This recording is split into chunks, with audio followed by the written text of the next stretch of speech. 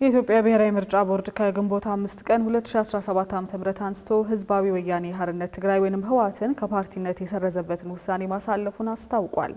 ቦርዱ ይህንን ያሳወቀው በዛሬው ዕለት ባወጣው ይፋዊ መግለጫ ሲሆን ፓርቲው ከፕሪቶሪያ የሰላም ስምምነት መልስ ህጋዊ ሰውነትን መልሶ አግኝቶ የነበረ ቢሆንም ለህጎችና ለመመሪያዎች ለመገዛት ፈቃደኛ ሳይሆን በመቅረቱ ፍቃዱ እንዲሰረዝ ተወስኗል ነው ያለው። ቦርዱ አክሎም የህወሓት ከፍተኛ አመራሮች ህጋዊ ሰውነት ያገኙበትን የምስክር ወረቀትና ደብዳቤ ቦርዱ ዋና መስሪያ ቤት ድረስ ጭምር መጥተው ፈርመው ከወሰዱ በኋላ አናውቀውም ማለታቸው ተቀባይነት የሌለው ድርጊት ነው ሲልም ወቅሷል። አቤል አበበ የቦርዱን መግለጫ እንደሚከተለው አጠናክሮታል። እንመልከተው።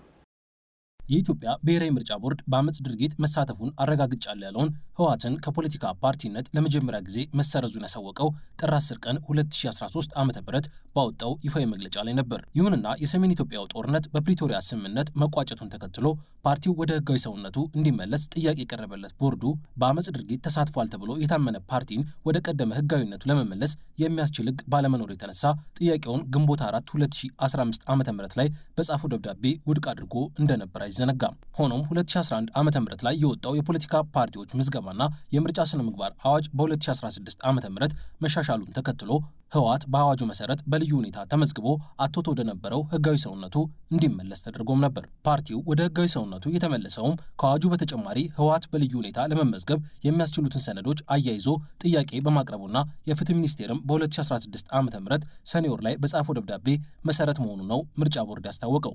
እናም በዚህ መሰረት ነሐሴ 3 ቀን 2016 ዓ.ም ላይ ህወሓት ለ3 ዓመታት ገደማ ያጣውን ህጋዊ ሰውነት መልሶ ማግኘት ችሎ ነበር። ይህ ሁሉ ከሆነ በኋላ ህወሓት 2016 ዓ.ም ላይ ተሻሽሎ የወጣውና የፖለቲካ ፓርቲዎች የምዝገባና የምርጫ ስነ ምግባር አዋጅን ለማስፈጸም የተሰናዳው መመሪያ ቁጥር 25 የሚያዘውን ለመፈጸም ፈቃደኛ አልሆነም የሚለው ምርጫ ቦርድ ይህም በፓርቲው ላይ ተደጋጋሚ ማሳሰቢያዎችን እንዲያወጣ ምክንያት ሆኖት እንደነበር ነው የጠቆመው። ፓርቲው ምዝገባውን ተከትሎ ሊፈጽም የሚገባውን ተግባራት ለመፈጸም ታዛዥ አልሆነም ያለው ምርጫ ቦርድ ካለመታዘዙም በላይ አምኖበት የተቀበለውን ህጋዊ ሰውነት አላቀውም በማለት ህግና መመሪያን ለማክበር ፈቃደኛ ሳይሆን ዘልቋል ነው ያለው። ምንም እንኳን የፓርቲው ሊቀመንበር ደብረጽዮን ገብረ ሚካኤል የህወሓት ህጋዊ ሰውነት የተመለሰ ሰሞን ህጋዊ ሰውነታችን በዚህ አይረጋገጥም ስለሆነው ነገርም አናቅም ቢሉም ምርጫ ቦርድ ዛሬ ባወጣው መግለጫ ላይ ግን ፓርቲው ህጋዊ ሰውነቱን ያገኘው በአዋጁ መሰረት የፓርቲ ፕሮግራም፣ የመተዳደሪያ ደንብና የአመራሮቹን ዝርዝር የያዘ ሰነድ ላይ ፈርሞ ካስገባ በኋላ ነው ብሏል። ህወሓት ወደ ህጋዊ ሰውነት ለመመለስ ጥያቄ ያቀረበው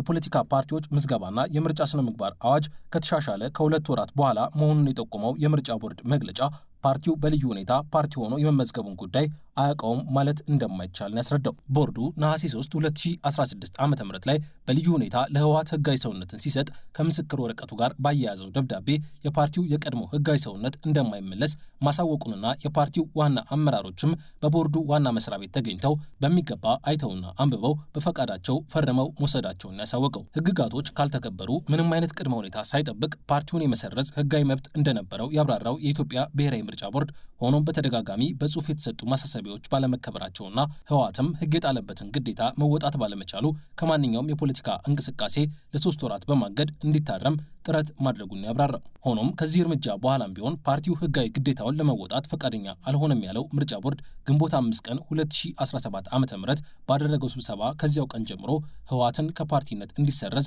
መወሰኑን ያሳወቀው። ውሳኔውም ለህወሓትና ለፍትህ ሚኒስቴር በጽሁፍ እንዲደርስ ከማድረግ ባለፈ ለህዝብም ይፋ እንዲደረግ መወሰኑን ያሳወቀው ቦርዱ ፓርቲው መሰረዙን ተከትሎ በአዋጅ ቁጥር 1662/2011 ላይ የሰፈሩ የመሰረዝ ውጤቶች ህወሓት ላይ ይተገበራሉ ነው ያለው። እንግዲህ በዚህ አዋጅ አንቀጽ 99 መሰረት የፓርቲው ኃላፊዎች ከዚህ በኋላ በፓርቲው ስም መንቀሳቀስ የማይችሉ ሲሆን የፓርቲው ንብረትም ተጣርቶ ዕዳ ካለበት ዕዳውን ለመሸፈን እንዲውል ከዕዳው የሚተርፍ ንብረትና ገንዘብ ካለም ለስነ ዜጋና መራጮች ትምህርት እንደሚውል ነው በአዋጁ ላይ ተመላከተው።